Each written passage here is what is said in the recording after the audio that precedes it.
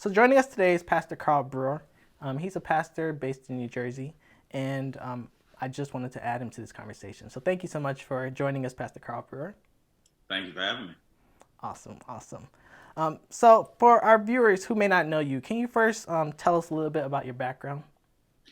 Sure. Like you said, I'm Pastor Carl Brewer. I pastor Trinity Temple Seventh-day Adventist Church in Newark, New Jersey. I have two teenagers. I got a 16-year-old daughter and a 14, about to be 15-year-old son. So anyone who watches this, please pray for me. I've got two teenagers. I have a master's degree of divinity, as a pastor, but I wanted to also make sure that I could be of greater service for those in need. So I also went and became certified as a grief recovery specialist from the Grief Recovery Institute to help people deal with grief. And I'm working currently on getting my certification as a financial planner. So I just want to do whatever I can to help serve people and help in my community. That's amazing. Thank you so much for sharing that. So I just have a few questions I want to ask you and get your input on. The first question I have is, with social distancing becoming the new normal, many pastors are finding to have to close their doors to help flatten this curve. What are you currently doing to encourage the faithful to not lose hope?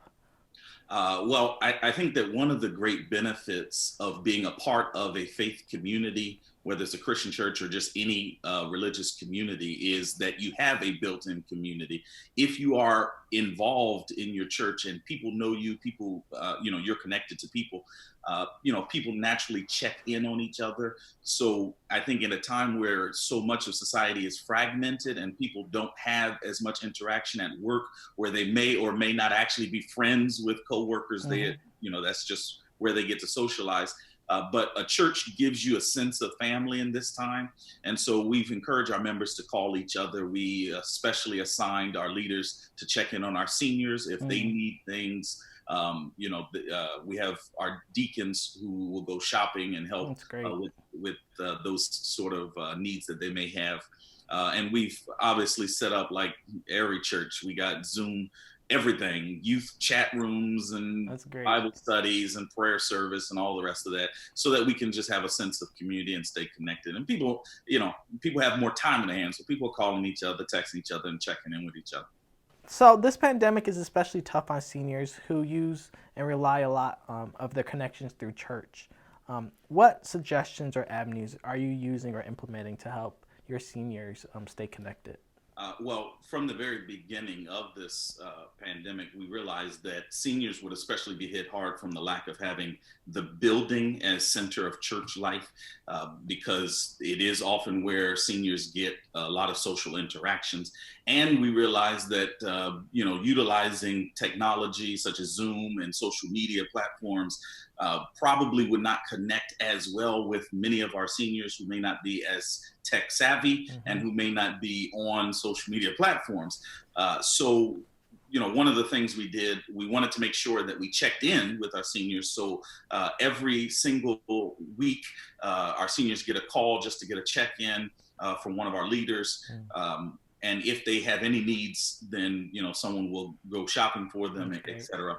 We also made sure that every kind of service that we have has a call-in option, so seniors can call in because they have a phone, whether it's a cell phone or a landline or what have you. They have a phone, so they can call in and still, be a part. It's not as good from a tech standpoint, but it does allow for interaction.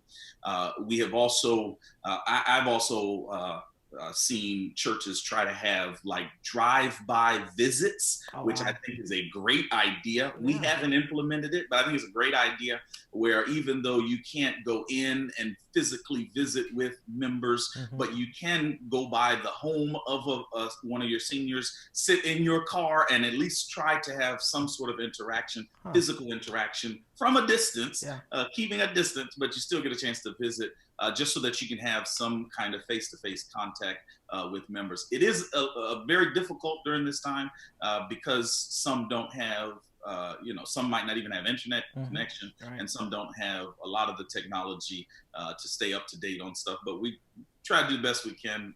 Best thing we can do is just make sure that we call a lot, check in a lot, to make sure everything is all right, and just keep a connection. That's amazing. So my next question would be, what are your views and opinions on pastors, defying the governmental mandate and holding regular services anyway? What would you say to them if you could talk to them?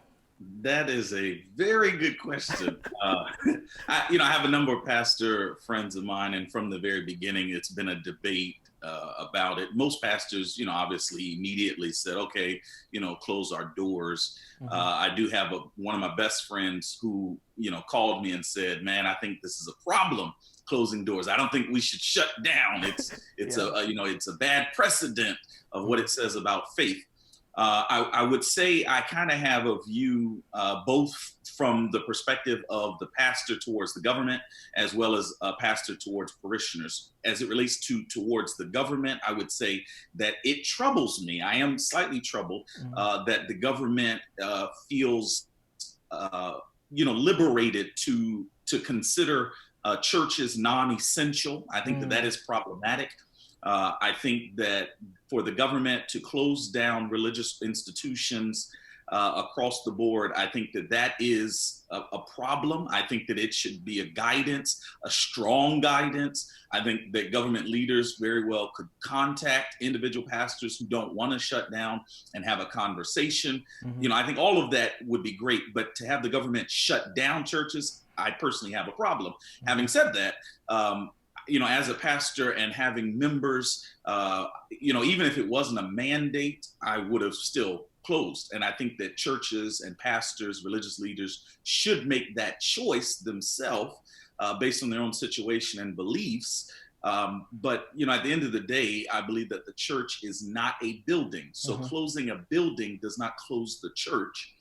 And that's why theologically, I don't have a problem closing our building down because we still function as a church. We still interact with each other in fellowship and study and pray. We still are engaging in outreach and community service. So I don't really like the idea of the government saying we're non-essential. I think that is a bad precedent, but the church should and can adjust to these times and keep our members safe. So. That makes sense. So I'm going to switch topics right now. In wake of all these deaths, how are you able to reach out to families who may have lost a loved one? And what are the options that they have due to the non-traditional times we are in? Indeed, these are very unusual times, to say the least. At our congregation, actually, I think it was last week, we actually had 3 funeralizations that took place on a Monday, a Tuesday, and a Thursday. Wow. And the funeral home only permitted 5 individuals at the funeral, including the preacher. And since I'm the associate pastor, I'm not even the senior pastor, we have 3 pastors on staff. Only one of us could attend, and a senior pastor attended, and 4 family members. And no one was allowed at the gravesite. So, this time, because of what is happening, it really changes out how we say goodbye. It changes, the practices that we have for last rites and final goodbyes and that sort of thing. I think that this, I don't want to say gives an opportunity because it's not really, a benefit, but it does give a perspective on reevaluating our traditions, because ultimately these are, farewell traditions that we have, how we do them in terms of the services, in terms of who attends, and having viewings and having these big memorial services and all the rest of that, graveside services. So, what we try to do is help individuals create new kinds of farewells. Because they're going to have to adjust in these times how they say goodbye, how they perform final acts of kindness, etc. So that's kind of what we have to do as spiritual leaders and guides, and that's what we're helping our members work through during these times. In some instances, people don't actually even get to say goodbye because loved ones might die all alone, and you didn't get a chance to call them. You're not physically present. But you have to help individuals find another way to say goodbye other than the usual way that they would have expected to do it. it's very important for people to actually have that closure, so that Absolutely. they can move on, not forgetting that individual, but being able to recover and still have a everyday life. And But of course, from a religious standpoint, religions and spirituality, it's always based. There's a strong emphasis on traditions. mm, So you really have to just help people create new traditions, find new okay, ways to create new traditions, because that's where we find meaning from the practices and habits that we have in our religious tradition. to follow up with that, in your opinion, what long-term effects do you think this pandemic will have on the church as a whole? Well, I think one of the most obvious is that churches that had no kind of tech savviness whatsoever, they're learning new technologies, learning new I can see skills. that. Yep. Religious leaders are becoming experts in Zoom. Uh, so it is reminding us that if you haven't been up to date, you need to kind of get up to date, because there's ways to stay connected via technology.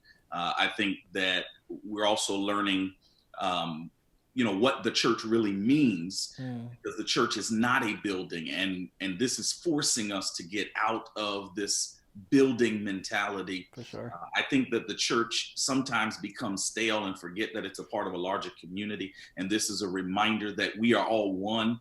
Even if someone is not a member of the church, Hmm. doesn't matter if they're your neighbor and they're struggling through COVID-19, Right. then we're all struggling through COVID-19. Doesn't matter where they are religiously, or none of those things Hmm. matter in that sense.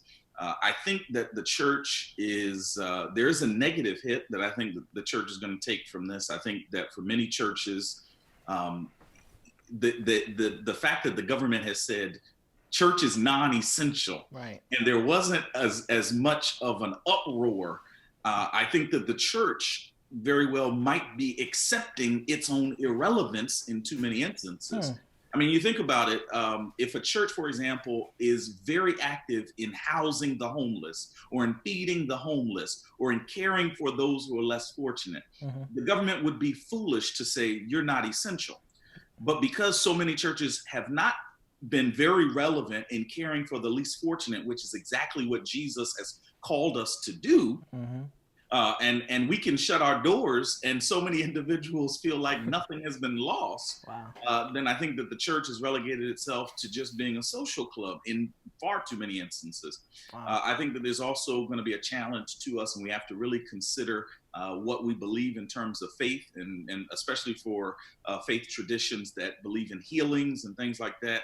I think that there's going to be a challenge there, because if you believe in healing, then, and I had a friend of mine say this, if you really believe it, then go to the hospital and start touching folk with COVID, and, and have them raise up. I don't know too many preachers who are going to go do that, Yeah, and no. so I think that it's going to challenge us to kind of evaluate what we believe, what our practices are, what our purpose is. And I would like to believe, since I am a Christian leader, I'd like to believe that the church will come through stronger, Hmm. but I think that it's going to really take an initial hit, because I think that we're going to have to reevaluate ourselves in many fronts. And so we'll evolve, but I believe, as Scripture says, the gates of hell will not prevail against the church. Hmm. So I think that the church will be stronger and better because of all of this. Wow. Well said. So, for those who are interested in learning more on the church that you're a part of, how can people find you and learn more about your church? Well, our church has a webpage, trinitytemplesda.org. We are on Facebook, Trinity Temple SDA Church. We are on YouTube. Please subscribe. We're trying to Yep. grow that. Trinity Temple SDA Church. They're on YouTube. And of course, if you want to find me, I am on Facebook, Carl Brewer. I am on Twitter. And I do have a webpage that I haven't finished building out, so you won't find anything there. But It's if you coming. it is brewerministry.org. Nice. I like it. So one day it'll be up and running well. Awesome. Awesome. And lastly, the American people need hope that this pandemic will blow over. What words of encouragement or advice would you tell them to ease some of their anxieties or fears? Honestly, I think for many of us, as spiritual leaders, we're all struggling with this because we are all in it. We're not just leading from above, but we're leading from within. We all have our own discouragements and fears and anxieties. But I am reminded, first of all, that we are here. The fact that we are here is a reminder that we have made it through another day. There's never a guarantee ever in life that you're going to make it to tomorrow. But if you're here today, you have hope today. And I think this experience is reminding us that life is fragile, but we can value that which is most important in our life, cherish it. We don't know when our time comes, but if you're here today, use today to the best of your ability. And you are still here because there is reason and purpose in your existence. There's a reason why you are still here. So find that reason, make the most of it, use your life as an opportunity to make your communities better, make your families more loving and closer, stay connected to people. You are still here. And I would also say, obviously not everyone is a Christian. I am a Christian. And as a Christian, I am always reminded that this is not final. What happens here is not final. Even if I do die, it is not final. I mean, we're recording this now on, during Easter weekend, the highest celebration for the Christian church during the liturgical year. And Sunday morning is a reminder that as dark as Friday afternoon looked when Jesus died on a cross, and as dark and down and depressed as the disciples were Saturday afternoon, and as scared and fearful and anxious as they were Sunday while they were holed up in an upper room, worried about the Roman authorities, Jesus got up from the grave. He appeared before the disciples, and that changed their life forever. They never needed to worry about what might happen to them because they knew that Jesus had conquered death. And so as a believer, I am encouraged because I know that no matter what happens, I'm here today. I have hope today. But if for whatever reason I should pass away, that is not the end. There is still an eternity in front of me because Jesus rose from the dead.